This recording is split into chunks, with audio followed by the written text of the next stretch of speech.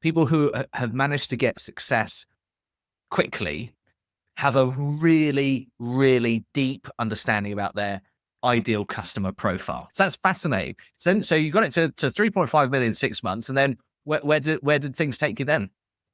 So, John, thank you so much for joining me on the podcast today. And you know, I've been really, really excited about our conversation.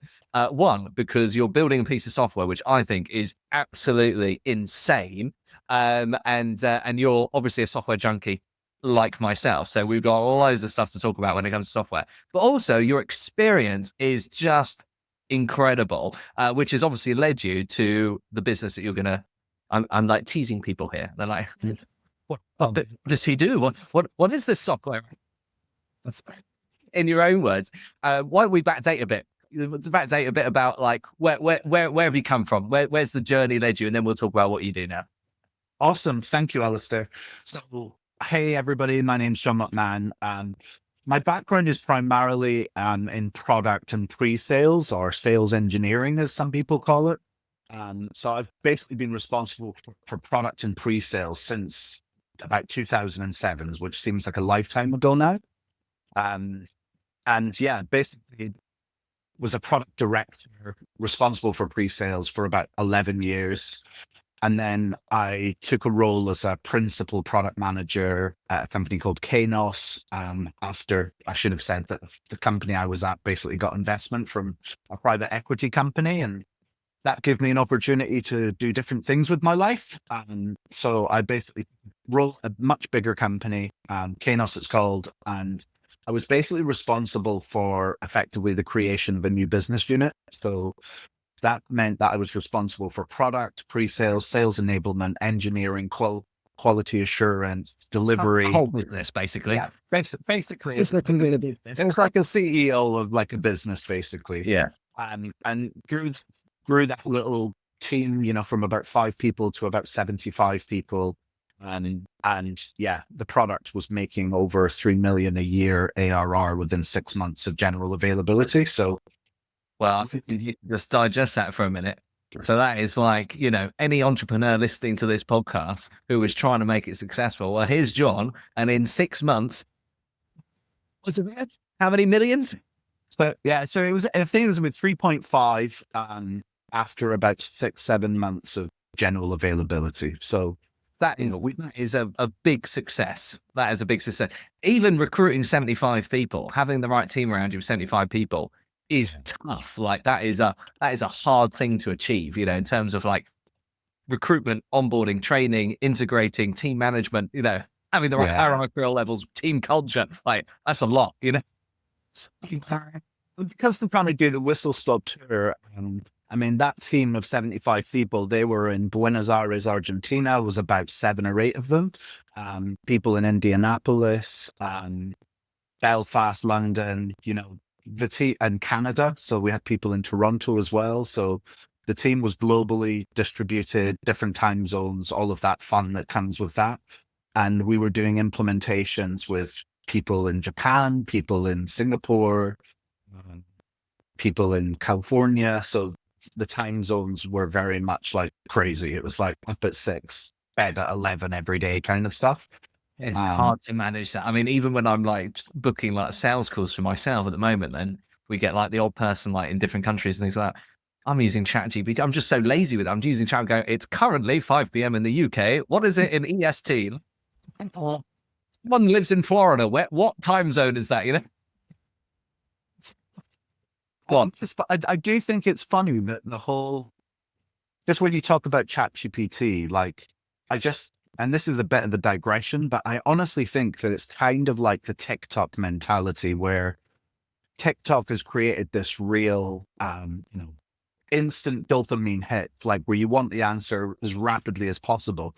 And I think it's fair to say that now, if I get a document that's more than 1 page of A4, instantly I'm like, ChatGPT, tell me the salient points from this document. Yeah.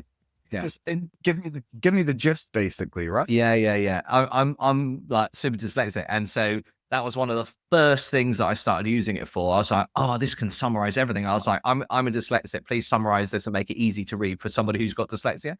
And it was like game changer straight away. And I realized like then Gemini had like summarize emails. Like, oh yeah. Yes, summarize, please summarize. This is amazing. And out of interest, in that project or in that department that you were running, how the hell did you get to 3.5 million in 6 months? What was your sales strategy? Basically, we created a product which it was basically solving a problem that was very acute, and it was almost like an aha moment for anybody seeing it. In many ways, the biggest challenge that we actually had was not a sales challenge, it was a delivery challenge, because Really? yeah, because the product actually, I mean, a lot of those 75 were actually in delivery because the product required quite a lot of implementation. If you think about it, if you sell it to 100 customers, and those are global organizations with literally tens of thousands of people that you need to enable and train and all of that sort of stuff, our biggest challenge was not actually the selling part of it. Yeah. The challenge was not selling it too fast and not being able to deliver it, and basically disappointing customers and ending up with lots of churn. Yeah. And was it enterprise sales then? So you going up to the brands? So yeah, what was just to touch on it, because I know all this has intent, because I know that this is going to come on to what you currently do, right? So it's getting a scope of like the challenges of enterprise sales, right? So how did you penetrate that market? Yeah, so basically, like the product that we were creating, everybody I'm sure on the call's heard of a company called Workday. And Workday is an ERP application, which is typically sold to organizations which have got many thousands of employees. The product that we created was a product that lives on top of Workday, and it basically solved an acute problem of automation of document creation. So think every contract that an employee gets, every termination letter, every compensation statement, every document, we fully automated the creation of those, irrespective of the country, the language, the legal formats that those documents had to be in. And so it meant that straight away an organization was not just compliant because they were using the correct formats of documents, but they were also vastly more efficient because they weren't having to do any of these things manually. The other things that we did was we built in like all of the different compliance rules for when you should get rid of documents. So basically another massive checkbox. It basically meant that, oh, there's a problem that I've got in 30 countries. Tick that box because this system's going to get rid of everything. And so we basically created the application to live on Workday, and it meant that we had a target addressable market instantly of 10,000 Workday companies, right? So effectively, from that point, it was effectively, well, what's the ICP? Well, the ICP in that specific use case was companies which care a lot about compliance. And the companies that care a lot about compliance are those that are headquartered in the EU. More specifically, the companies that are headquartered in the DACH region, which is Germany, Austria, and Switzerland. And basically, we targeted those companies heavily. So every company which was in that ICP, they felt an acute need for the product. And, effectively it was, why wouldn't you have the application rather than why should I buy it, basically, right? It was basically a solution that was custom designed for that market.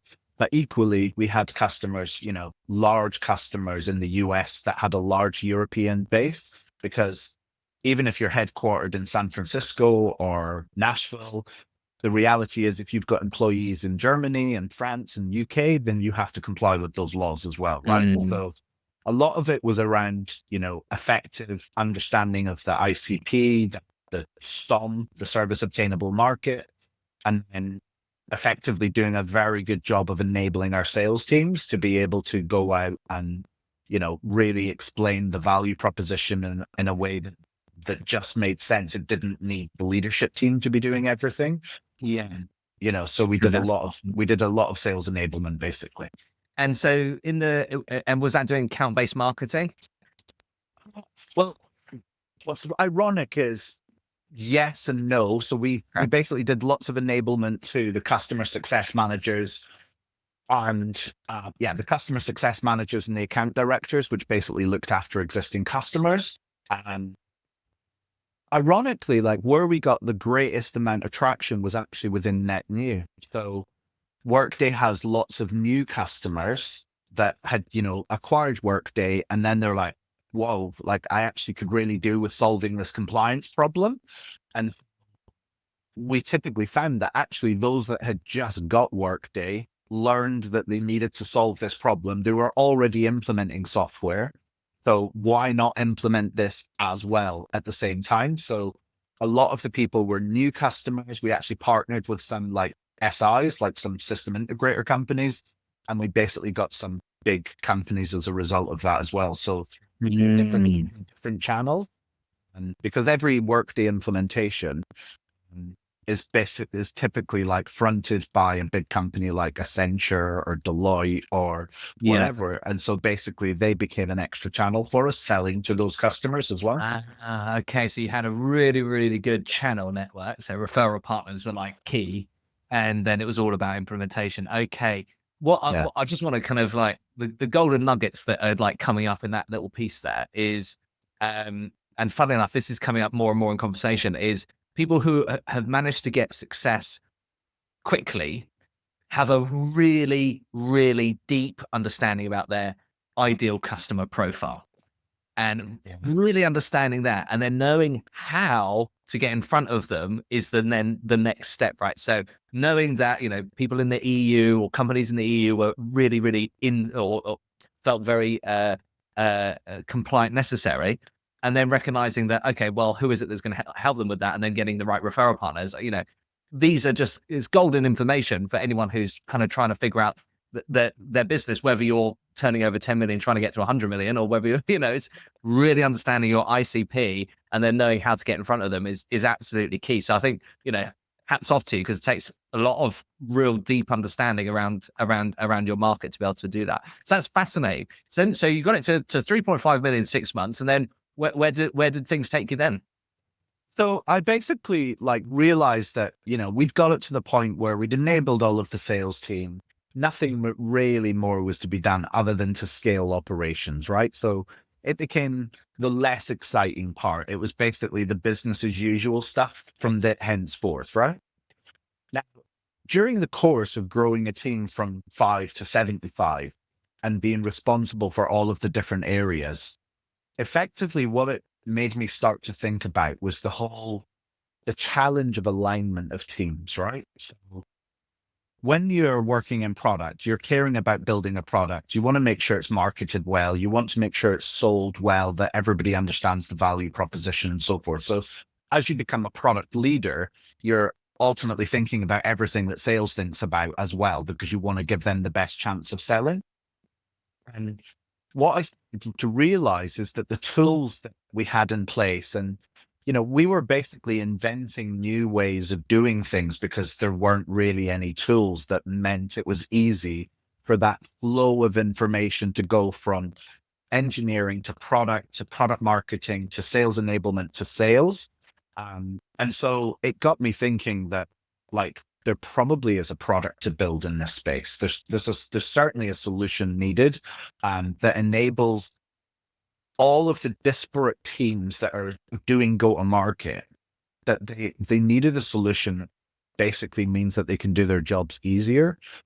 Because with the best will in the world, even if a product team creates a really nice sales enablement hub, the chances are the day after it's out of date because the competitor intel is out of date, or, the discovery questions which you created a month ago are now out of date because 3 new features have been created, or because some competitors built some new product. And basically everything's almost relatively static. So everything that happens in terms of sales enablement and so on, there's just no dynamism in it. And an interesting set of statistics that I found whilst I was doing this research into alignment is that the average company globally uses 112 applications. And that sort of blows your mind, basically, right? I use a lot. And that is so much more than I was expecting you to say. Yeah. So the average company uses 112.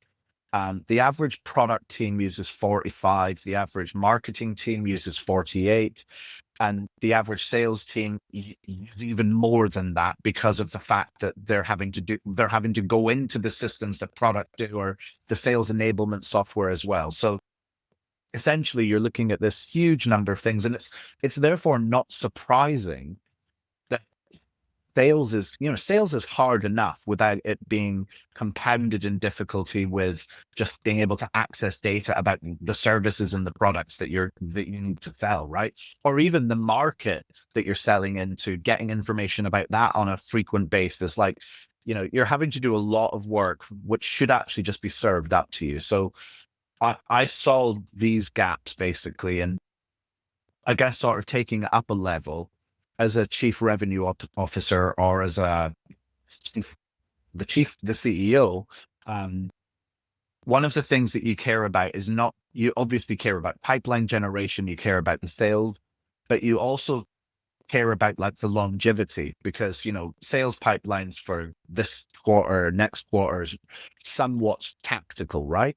And so I think that I felt that there was a need to sort of have a measuring of the mission. Like, what is the long-term North Star vision for the company?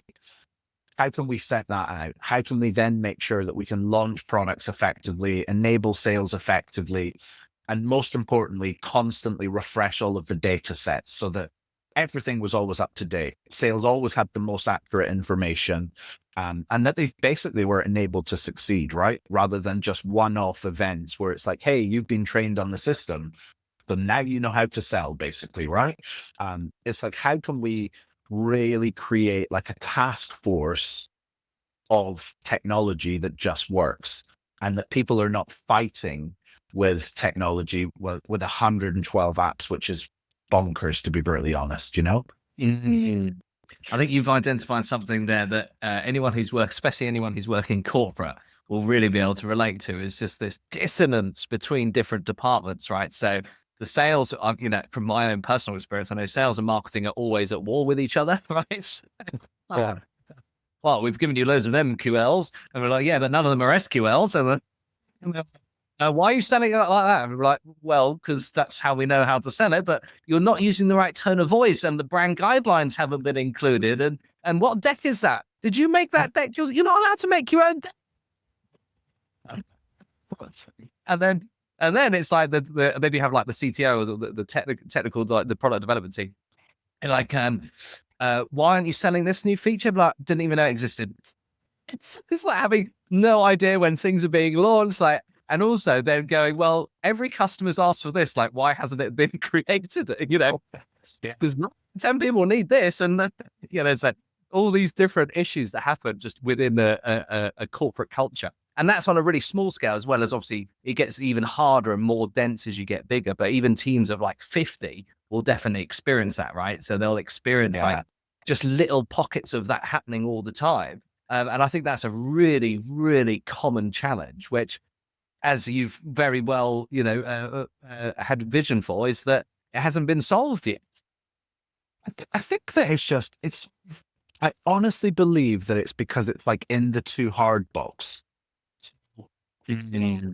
The way that VCs think about like companies, right? I'm sure your listeners know this, or if they've read anything from Andreessen Horowitz or Sequoia Capital, is there's basically three types of companies, and they are hair on fire. So they're solving an immediate problem that everybody knows is like really obvious.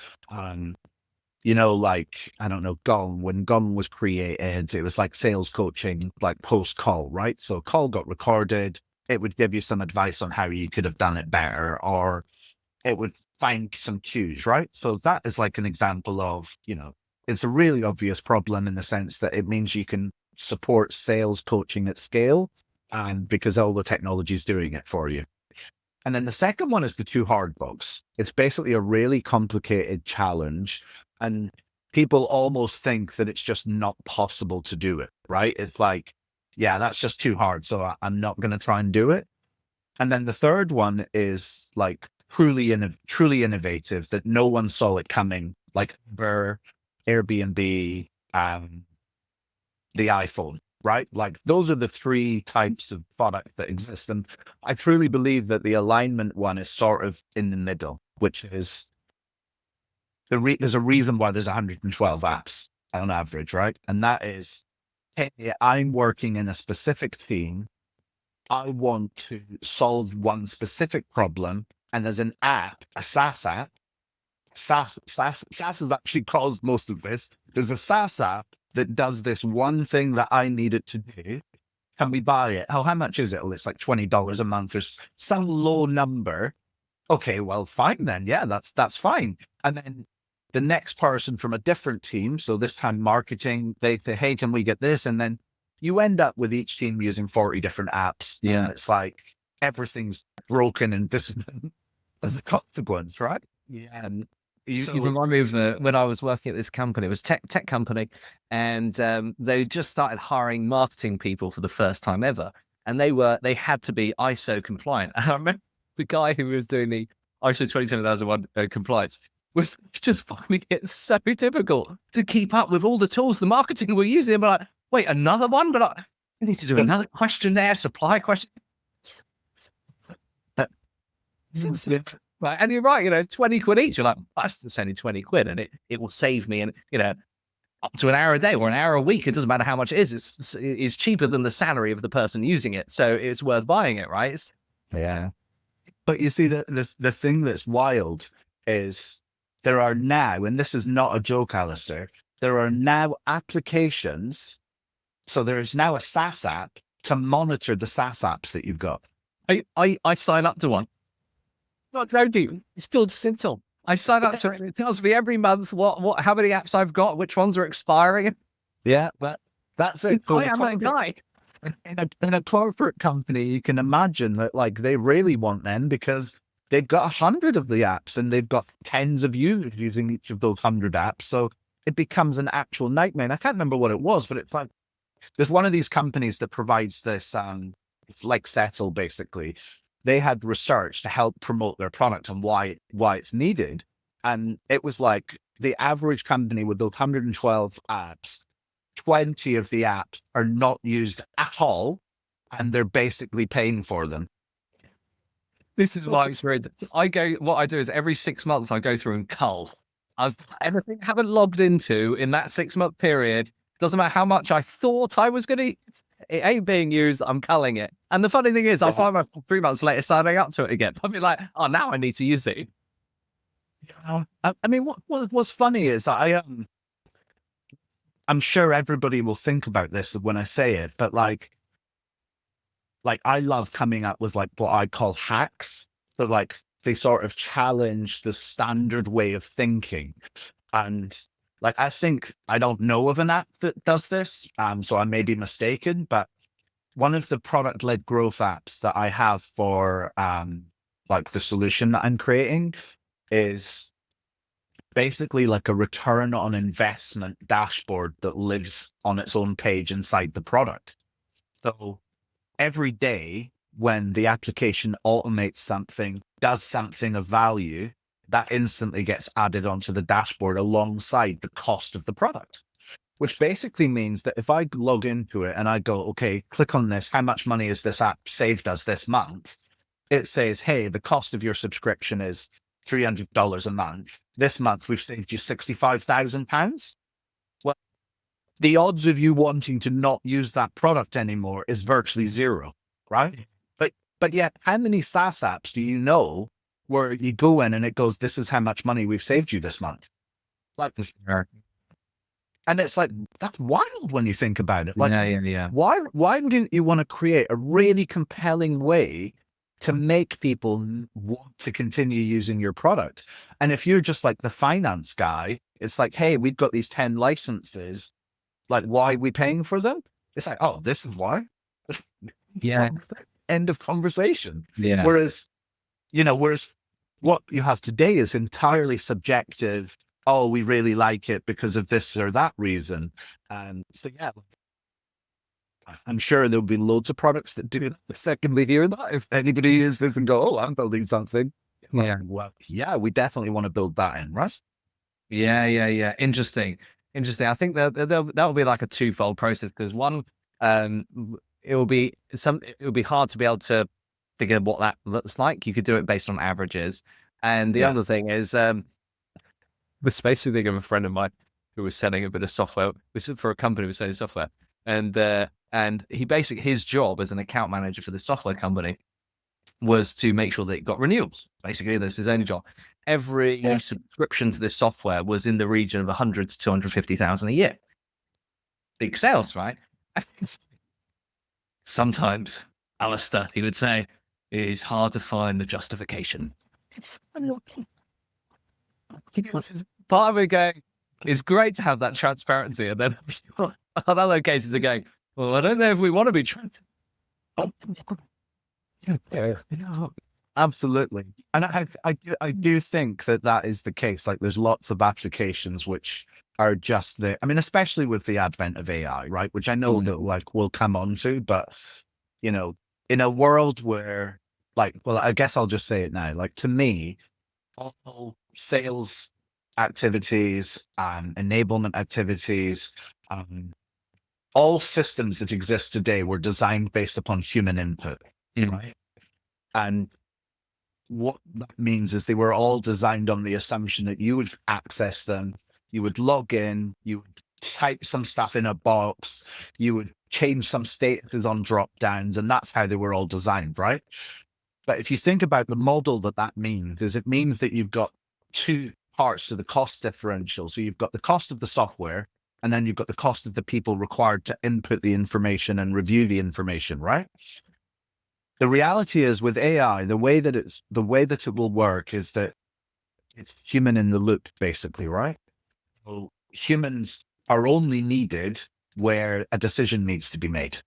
Yeah. So I analyze your whole pipeline, and I say, hey, Alastair, you've got 20 deals in your pipeline, but forget about these 6 because those are dead, basically. You may have aspirations that they're not dead, but the reality is they're dead. You should focus on these 3 this week and just focus on smashing those, basically, right?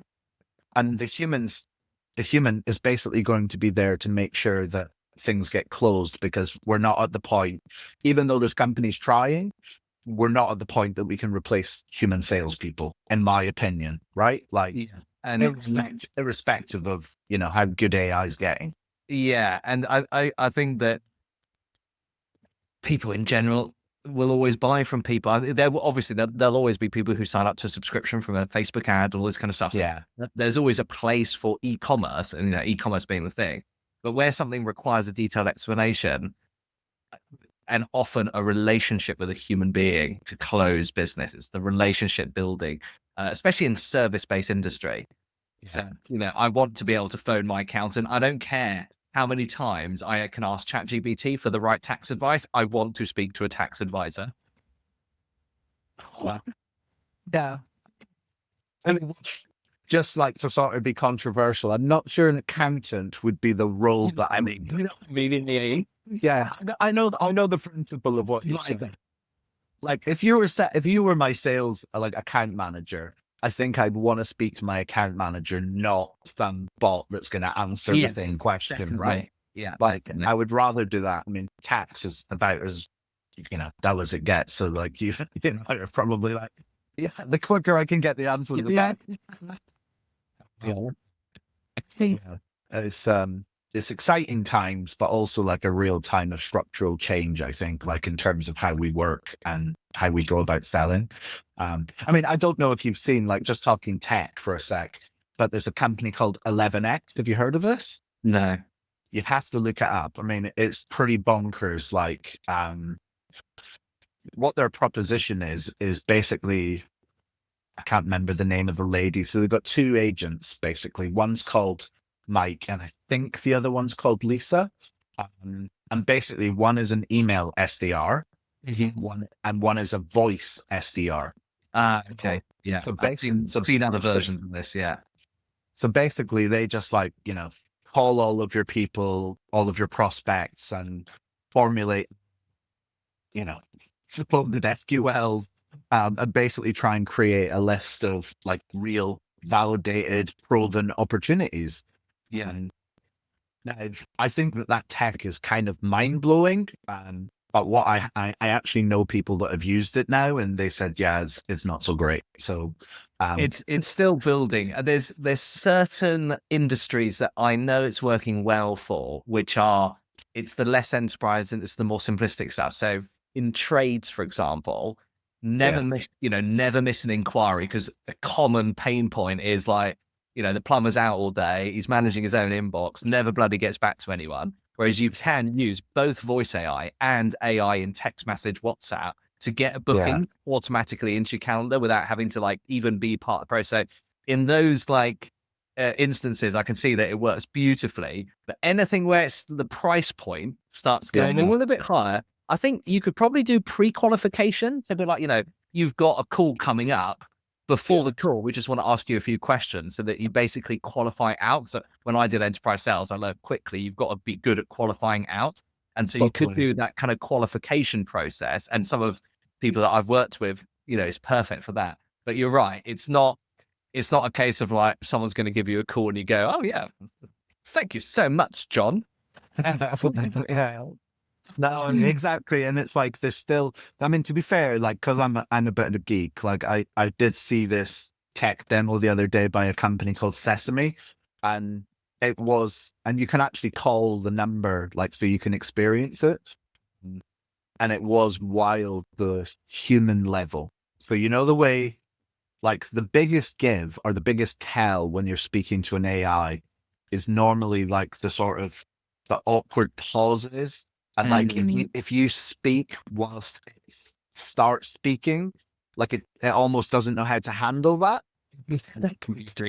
Yeah, exactly. Whereas this Sesame thing is actually able to sort of take those cues and really effortlessly handle them. I mean, I don't know how complicated your questioning could be, but yeah, this is a total geeky thing I'm about to say, but I asked it like what square root of -1 is.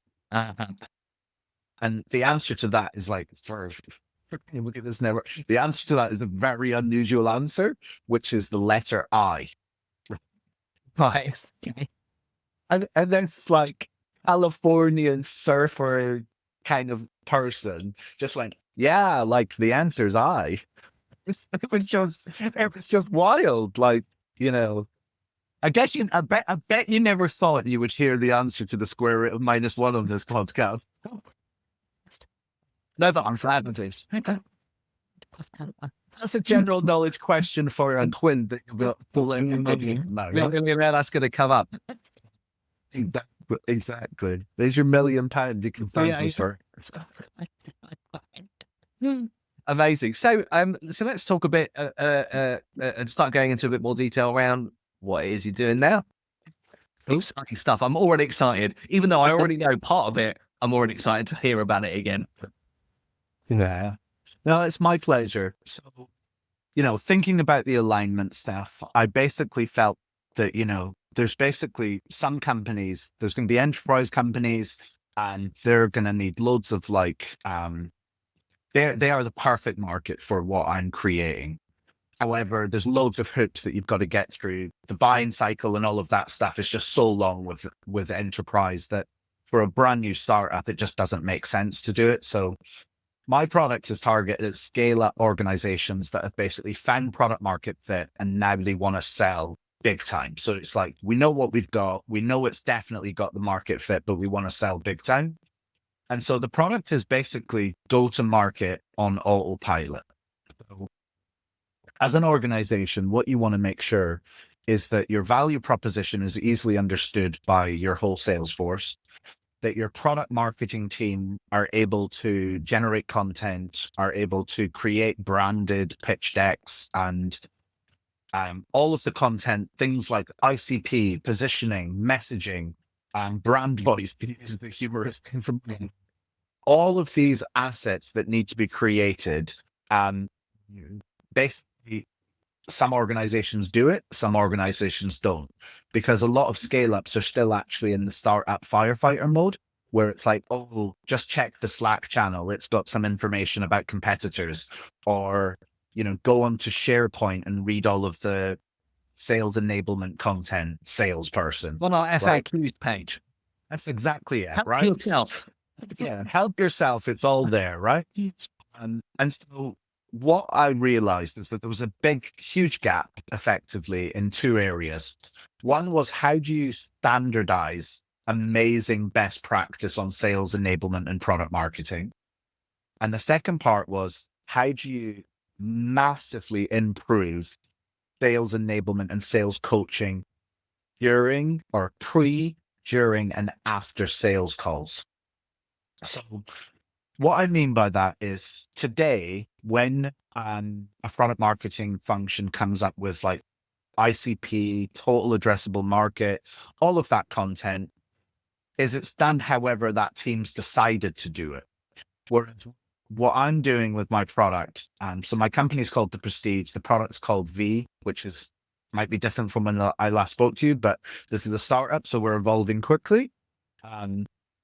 But V is the name of the product, and essentially what it does is it takes all of your existing product information, so all of the crap that's in SharePoint and all of your flyers, your user guides, your FAQ sheet that you mentioned a second ago, it takes all of that, and then it basically outputs by doing online research, analyzing. It can integrate to your existing product systems, sales systems, CRM systems, takes all of that out, creates a corpus of information, and then it generates absolutely stunking best practice.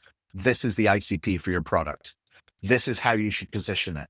This is what the product messaging looks like, even with your brand voice applied to it. This is what your competitors look like.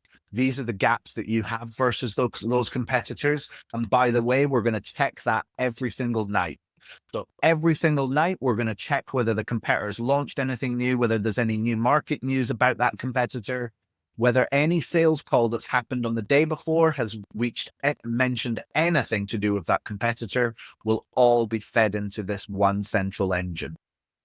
And the purpose of doing that is, you've got shed loads of really well created content that gets updated on a daily basis. So you don't join a sales call and say, hey, we've got this functionality, but competitor A, B doesn't have that functionality. And then the prospect says, actually, I saw a demo this week and they do have it now. And it immediately puts you on the back foot, because now it's like, well, anything I say, they might not take as like granted from now on, right? The application basically doing everything that a product marketing team and sales enablement team would do. And then before you start your day, you're going to get a daily digest message, which is going to say, hey, Alastair, you've got 2 calls today. Call 1 is with company A, and that's currently at this stage in the process. We are using a spiced playbook, and it's currently at this level. You need to find out this additional information on this call. You don't want to continue the call. You want to make sure it's an advancement. So let's make sure that we ask these questions. And it's basically not telling somebody how to do their job. It's basically giving them tips and catching them up on any earlier calls that have already happened. Because everybody knows, especially if you're in one of those back-to-back sales call after sales call things, having that just refresher, you have your breakfast, you're looking at this and it's like, right, I'm on this case. I don't even need to go in my CRM to see where things are at, right? Mm-hmm. And all the while, that pre-call has been added to the CRM automatically anyway. So the pre-call is added to your notes into HubSpot, or the CRM in future. There'll be other CRMs that we update, but HubSpot's who we're going with first. And basically then the real magic part is when you actually have a call. So during the sales call itself, if you imagine, I don't know if any of your listeners have seen the show Slow Horses, where it's about MI5, and you imagine an agent's out in the field and they've got like 20 screens in this big office, like almost like, CIA, NSA kind of amazing task force of people around that one agent that's out in the field, and they're watching everything that's happening. Effectively, that's what we're doing with V. So when a sales agent joins a call, imagine it the same as having like a solution architect, a product manager, the product marketing team on the call with you. Only in this case, they're in the form of AI agents. So those AI agents are listening to a real-time feed of all of the transcript as it comes out. And therefore, if somebody says something about a competitor, it will instantly prompt with, this is what you might want to respond with, or here's a link to a battle card for you to open it up and look at your ledger during that call, or, in a way that's convenient so that you don't want to distract the person that's trying to do the selling job. But if the person asks like a complicated technical question, like, how are you making sure that data is retained and what kind of encryption are you using? Well, that agent, which is the intelligence agent, is listening to that and then saying, hey, Alastair, this is the answer to that question. So there's no need to wait for the next call or delay everything, or let me create like a checklist of things that I need to come back to you on. You're basically ensuring that you're advancing all of the time because your rebuttals are handled there and then. Wow. I'm just going to digest that for a moment, because there's a lot to absorb there, right? This is fucking amazing. Honestly, anyone who is in sales, whether you're a sales director or even a marketing director or even a product owner, will be listening to this going, why has this not been created? And to your point, is because people would have seen this as just too difficult to create. And this is what the challenge that you have embarked on yourself, right? But that is insane. Now, having been in sales 15 years myself, I know how unbelievably useful that would be to have somebody who's feeding me the answers to the questions that they're asking me in real time. And the other issue that you get when you're doing technical sales is often it requires a lot of capacity, not just from the technical salesperson. You might need to, it depends on the size of the team, you might need to bring in the CTO, one of the engineers to be on board. Whereas if you don't need that, the level of capacity difference is enormous.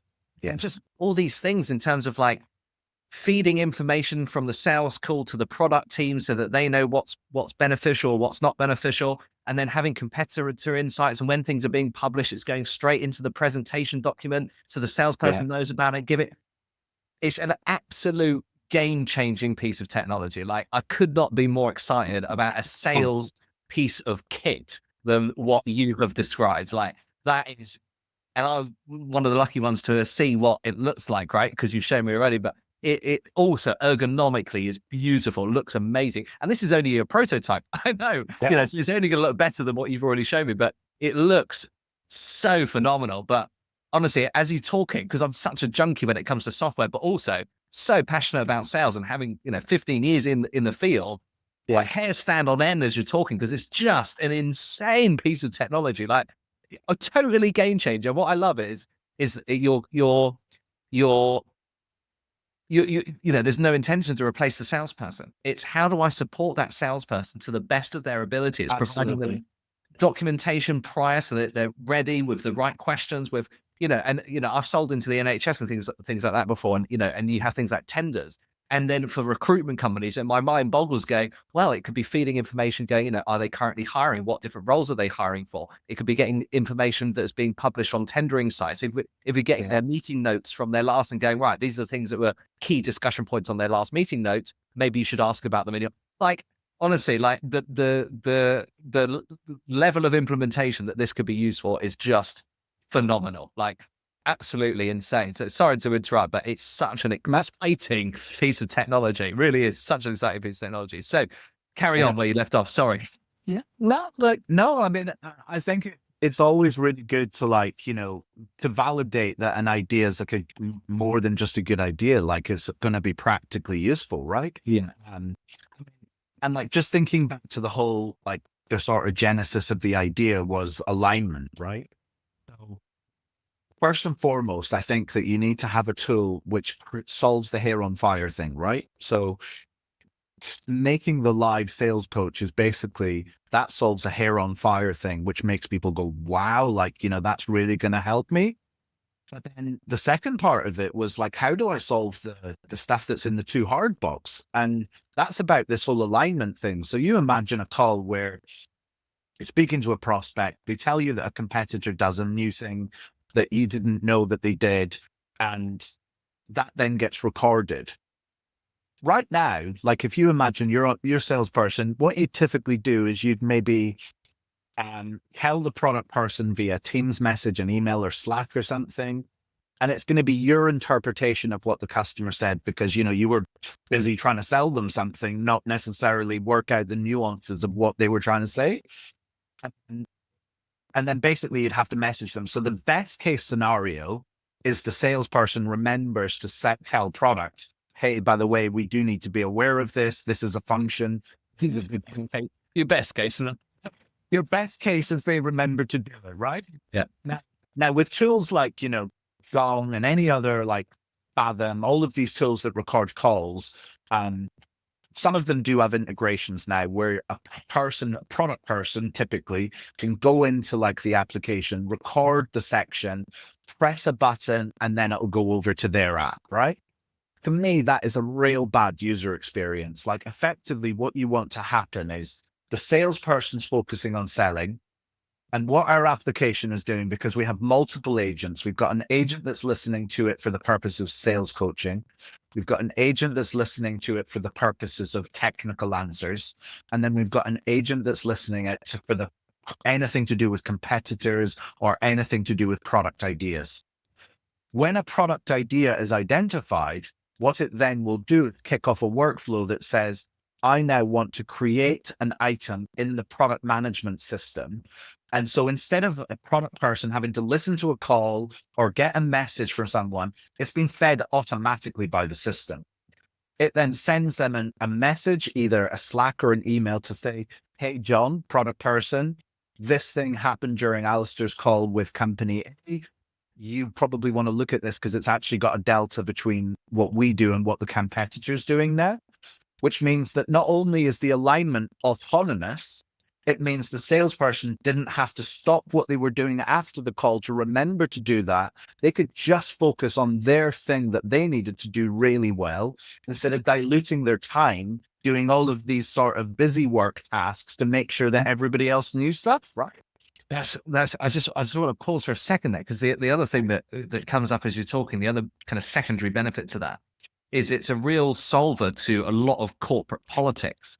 Because why didn't you tell us that was the thing? Like, what, why will, it will be normally it's the CEO's frustration, right? The CEO who's managing these team of heads of departments or directors and just wants everyone to get on and align, right? But it just doesn't happen. And so it creates conflict. So it creates conflict between sales director, salesperson, sales director and marketing director, marketing team and the marketing director, all this conflict is happening.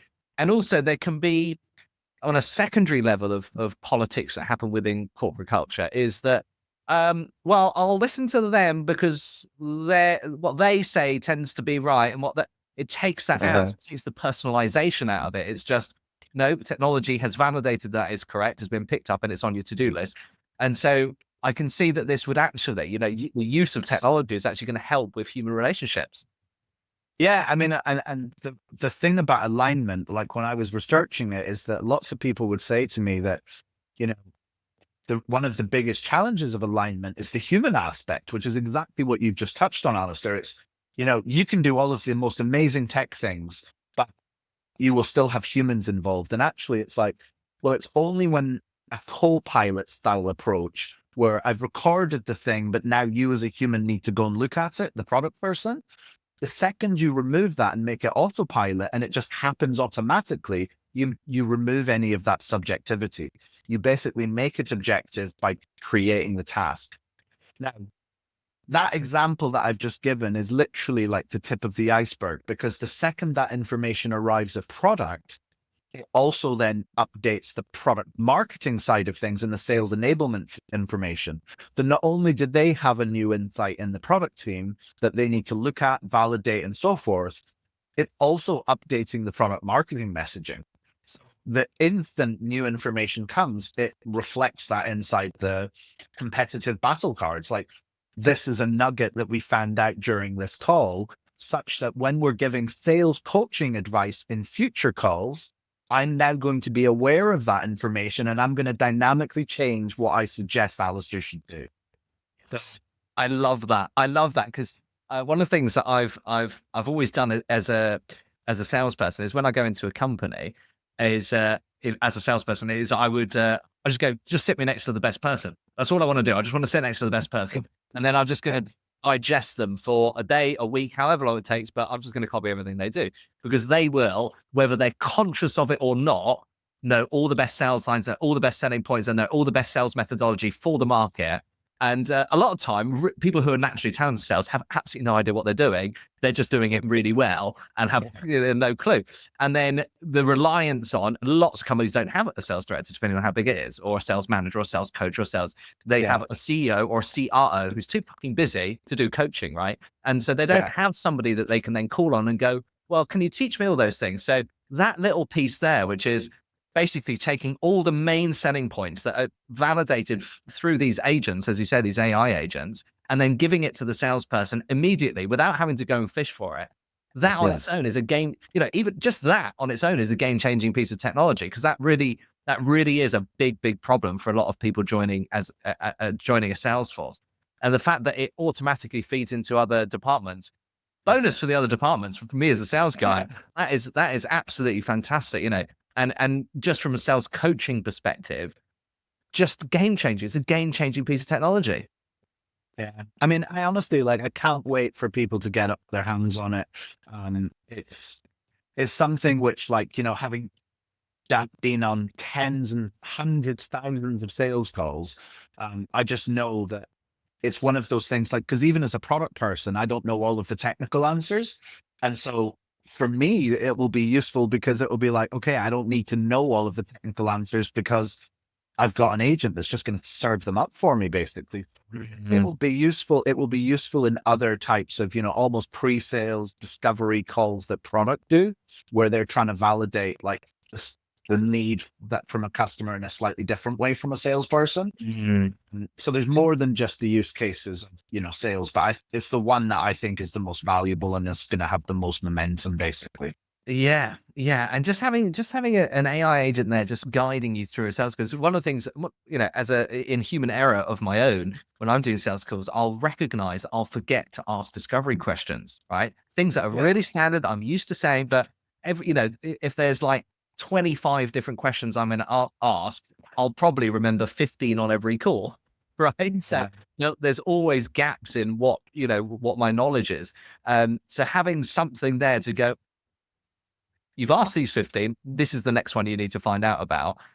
Even for me, just as an individual user case, it would be such a helpful thing to have something prompting me that is at the right time. It's not giving me a set.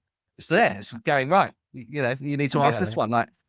It's just amazing. Honestly, it's such an exciting piece of technology. Yeah. I mean, I think it's basically all of the enablement and coaching content is typically being static documents that people just need to remember to read and remember to put into practice. And it's basically saying, actually, technology today, which wouldn't have been possible even 2 years ago, today the technology exists to make this stuff happen. And the bonkers thing is it enables it to happen quite quickly. The key thing, or the magic, the secret sauce, is actually knowing all of the things that you need to ask in a sales call. So, when you talked about the discovery questions, the app will, because it knows what happened in previous calls, when you start a new call, it will say, well, we're using the BANT framework. You've asked about budget. You've asked about timeline. So therefore you need to work out whether they've got the authority to buy it and whether you've actually found a need. So it will dynamically make sure that you're doing the right bits. And if you're on the third call, it doesn't make sense to be asking situational questions as a part of spin selling. It's about what's the implication of the problems they've got and what are the needs payoff. So it will dynamically tailor the discovery questions to those ones, because you've already asked the situational stuff and it doesn't make sense for you to be. In other words, it won't just show you the same 15 or 25 discovery questions. It will dynamically tailor them to the stage at which the sales are. It's so fantastic. I think from a product perspective, interesting. I was having this conversation earlier today with someone around, the best mindset from my perspective with someone who's creating product, whether that's SaaS or anything else, is being completely customer focused, right? So it's being customer led and you're making your decision. Yeah. And actually, an old mentor of mine, he he used to work for a SaaS company, and basically the SaaS company was only successful when they did that, right? They kept developing features that they thought were the best user case, but actually it was only when they actually started listening to the sales calls, they were like, oh, it's actually none of these features. And then when they started developing those features, it grew enormously quickly. And so what I can see happening with this piece of technology is that you're enabling product departments to do that on complete autopilot with all of the data to back it up. Because again, going back to things that can happen in corporate politics is, you know, you have to do a lot of internal selling, right? So product head will have to sell to CEO that this is the right thing.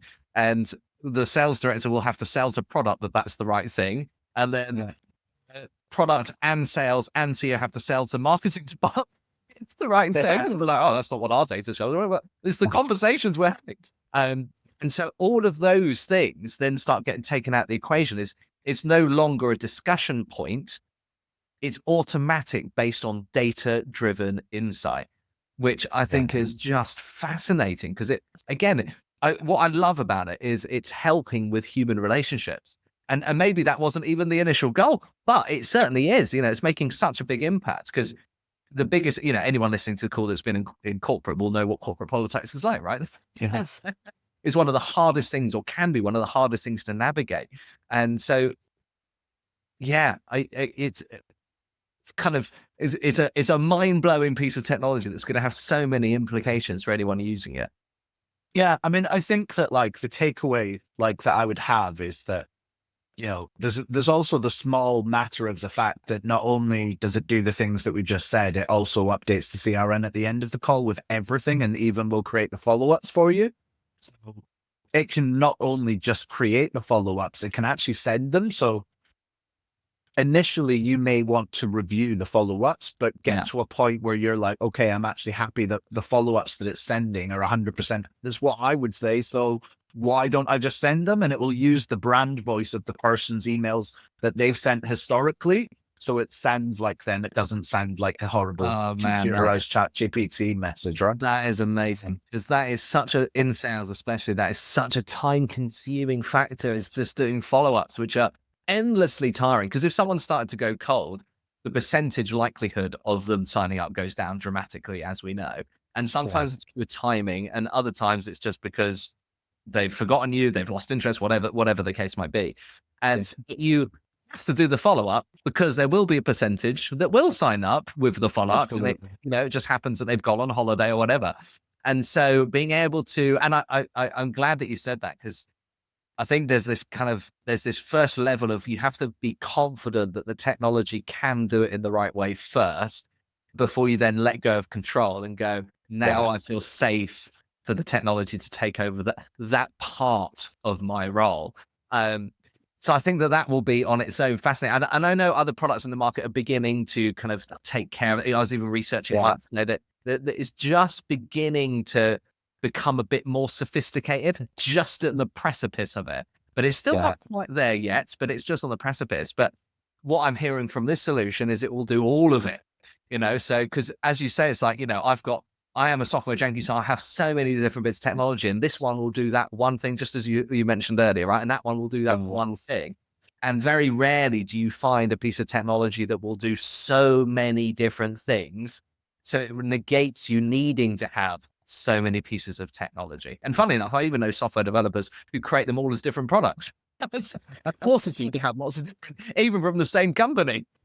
I think that my goal, like my core goal for salespeople, which is your audience, the core goal for sales is I want them to not have to go into the CRM at all. That's the first thing.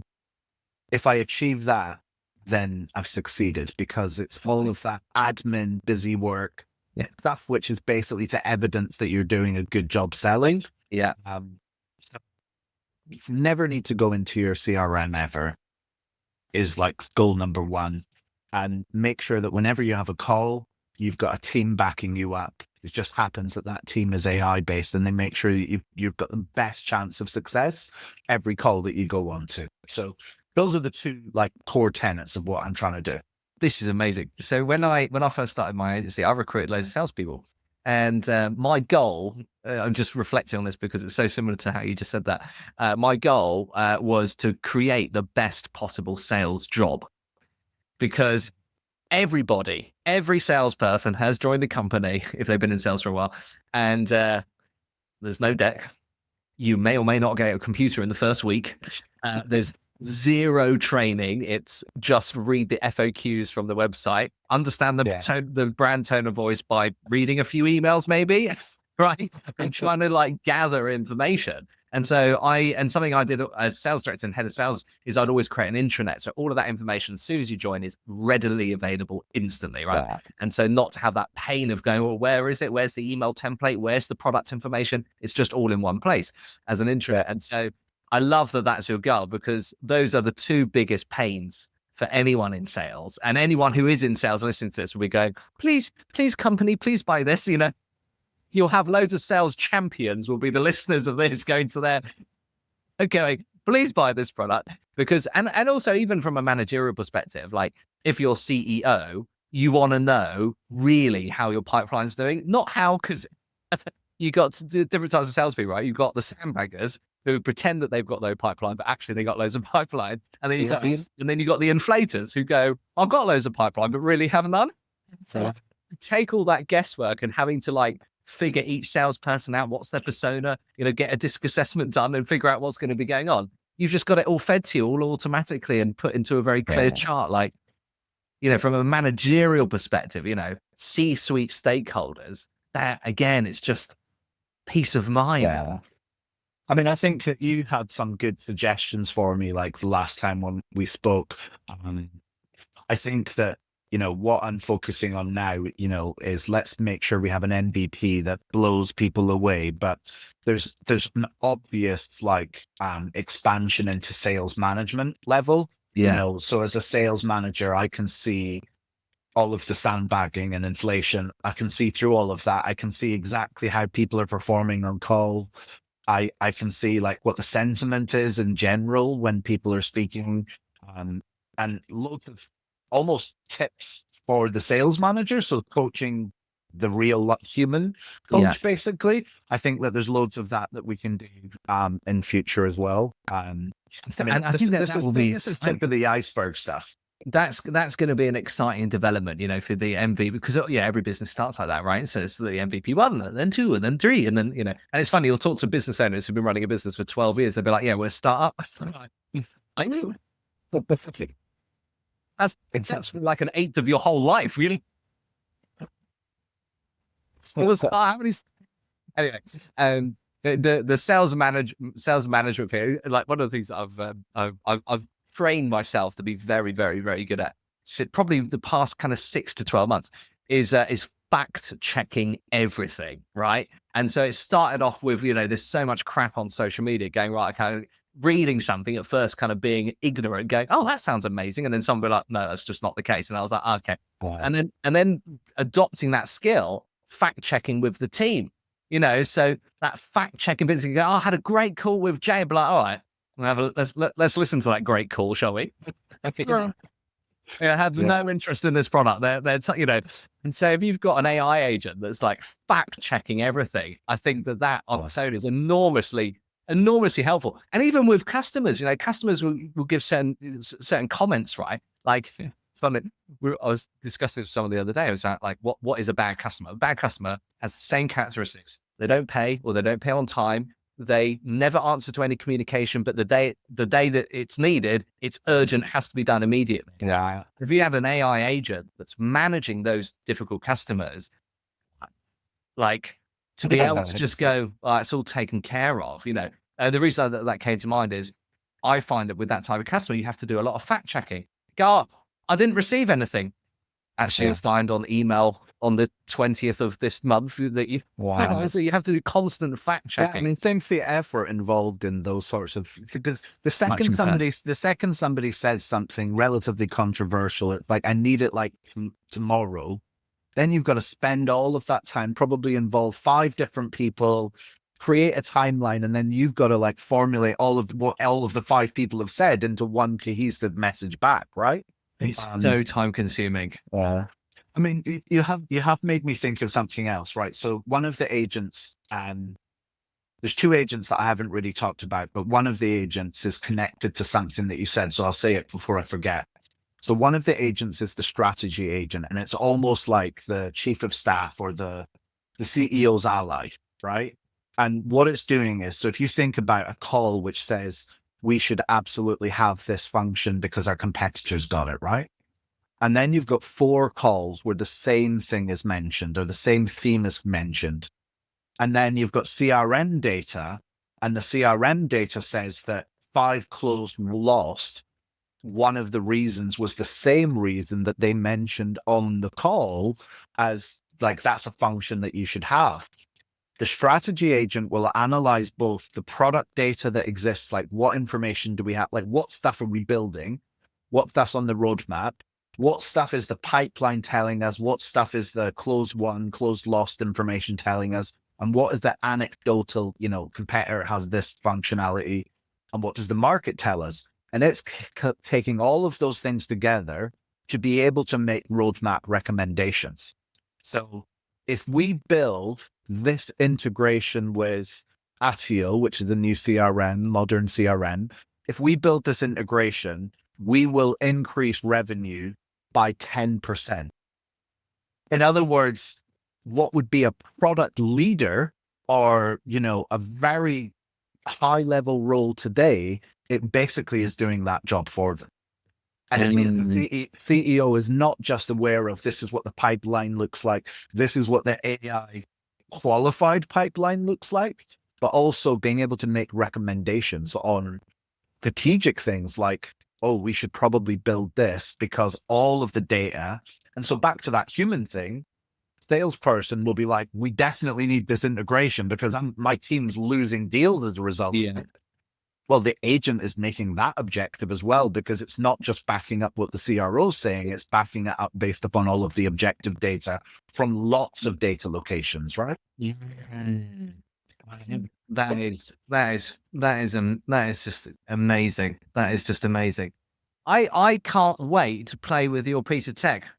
Well, it'll be soon. The day you launch, I want a login. We'll absolutely make sure that happens, Alastair. Because it is going to just be, it is going to be a game changing piece of technology. And I'm so excited to play with it. I'm so excited to play with it. I can already think of several people I would immediately recommend it to. It's just like, it's just so many common issues being solved instantly. Man, I just can't wait to see it. Honestly, I can't. Yeah. So what's your kind of timelines? When do we expect to see the first prototype live? So I'm going to be making sure that we have a video, like a working video showing the live sales coaching in April.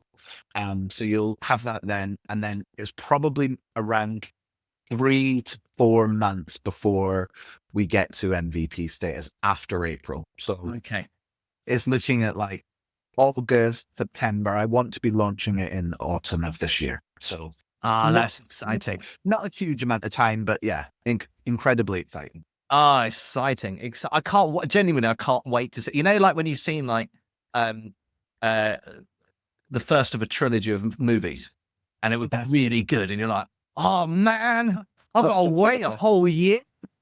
Yeah. Well, so I feel like I've had like this giant teaser of information that's like, oh, I need to see it. Genuinely, I can't wait to see it. I will be a very happy recipient to this. It is amazing. So John, what I like to do is I like to finish these sessions with takeaways. So what would be some of the takeaways, and not just from like the product development perspective in terms of what you're creating? I think what would be some of the takeaways if you're talking to listeners who will be potentially in marketing teams and sales teams to CEOs to entrepreneurs that are all facing these common challenges? What would your key takeaways from today's session be? Well, I mean, I think that like sales, like there's a thing that I think is going to happen in the relatively short term, which we haven't talked about actually, but like I think it's an important takeaway, which is today there are product marketing teams, there are sales enablement teams, And there are also this whole other thing, which is product-led growth teams or growth product managers. I think because of AI, because of the levels of automation that are happening, I think that all three of those will merge and you will basically have a strategic growth director, and their responsibility will be for all three of those things, not just like one or two, because they'll basically be empowered to have more time to do those things, right? So I think that we will see the advent, because of AI, of an entirely new job type that replaces three jobs effectively. So they will be responsible for making sure sales teams are enabled in a sales enablement based or a sales based organization. And for those that are hybrid, where there's an element of product led growth as well as sales, then they will be responsible for both of those. And obviously for product led growth, they're going to be responsible for that as well.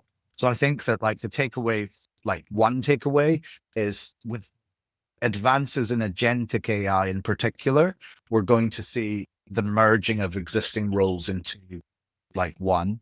I think that as AI advances even further, SDRs will go to a higher price point, like you were describing earlier. Like it's great for trades, but I think that will go higher as those tools get better. And yeah, just in terms of like my own content, my own product that I'm working on, I think the future's rosy for sales. I think sales will be easier than ever in terms of like enablement and making you being able to do your job. You'll be rooting around, logging into 40 different systems. You'll have a set of agents that are there to help you along the way, even if you're a brand new salesperson or a super experienced person. So those would be my key takeaways. Lots of change in terms of certain job types facilitated by AI, and sales can only get better. And all of the excitement and the adrenaline should just happen more often because selling should be easier. And it is a really hard job. I love all of those. Thank you so much for that. And I think what I'd like to point out is just the relevance to this is not just of, because you're so well experienced, John, you talk in really corporate language, right? And what I want the listener who maybe has a really small team is to take that corporate language out. And maybe you at the moment are your own product developer. So you're your product team, you're your salesperson, you're your marketer. And this piece of technology, even if you were a one-man band, would still be delivering all of the pain or the solutions to the pain that you as an individual experience. And then as you grow and you become a bigger team and there's 4 of you and then there's 10 of you and so on, that pain still still exists, but and needs solutions, but it's being felt by more than just you.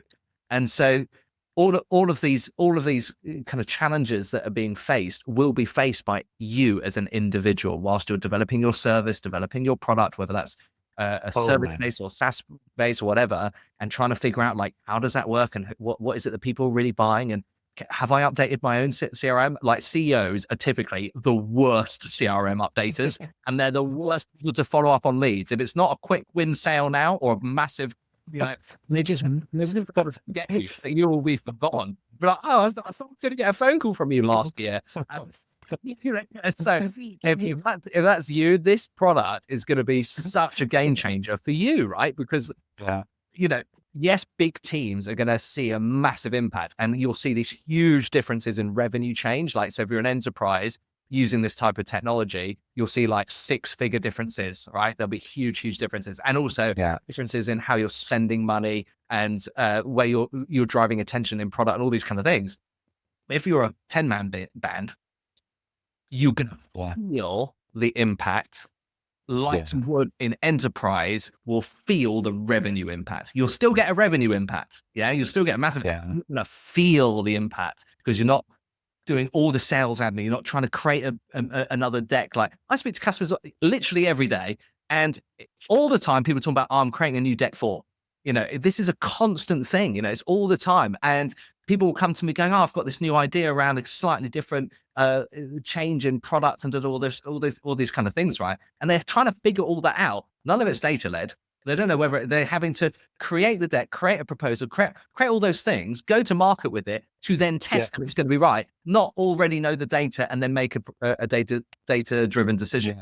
So I think that there's just huge changes. And I agree with you. The technology is just going to make that better, easier, more comfortable, less admin, less shit that people know. No one wants to do this shit.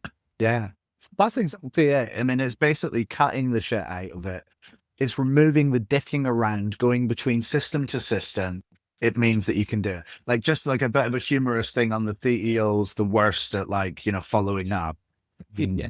I mean, another way to see that is they're just really good at qualifying leads. Immediately, and yes, I want to I'm joking. Yeah, I mean, I think that you make such a good point about, like, the reality is it's a tool. This tool absolutely is going to be our tool that we use, and it will be, like, the more valuable it is to me and the team, well, the better we're going to make it, the more valuable it will be to organizations that are bigger in scale, right? So, you know, any company, scale ups is like our initial ICP, and that's born out of the fact that startups are traditionally too focused on just doing stuff. Yeah. To pause, to go, okay, how can we, like, use this application? And I think, sorry, just like one of the, how did we solve the too hard part of it? Well, it's like a layer that sits on top of your existing applications, right? Until you get rid of them. So you don't have to do change management like you would if I was coming to you and saying, hey, this is a new CRM and it also does this and it also does this. You'd be like, well, the change management involved in that is absolutely massive.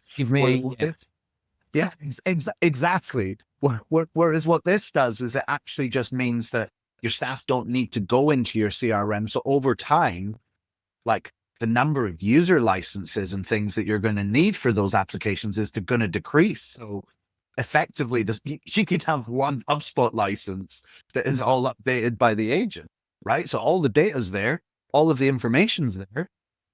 And you basically only need, like, one license, and it just tags them in some way to identify which person it relates to.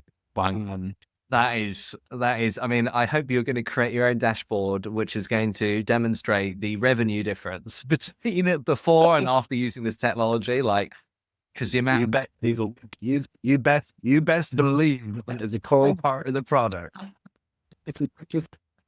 Oh, John, honestly, it's been such a pleasure to talk to you today and relearn, you know, because it's a while ago that we spoke. And so I am just so excited about this technology. And I think, do you know what I'm going to ask you for is, in a link to this description, I would like a waiting list link, because I think Absolutely people will, you know, people get excited about it. They forget and all this kind of stuff. So give me a link. So anyone who's listening to this, who's as excited as I am, or even a fraction of excited as I am, there will be a link in this description. Go ahead, put your email, be on the waiting list. And I just can't wait. I just can't wait. Awesome. Likewise, I can't wait to be talking about it with you in future. Yeah, we'll really have another one of these in autumn. Absolutely. That'll be part of the launch, mate. Yeah. Okay, amazing. All right, John, thanks so much. Awesome. Lovely speaking to you. And bye, you. Alastair. Bye. Thanks, bye.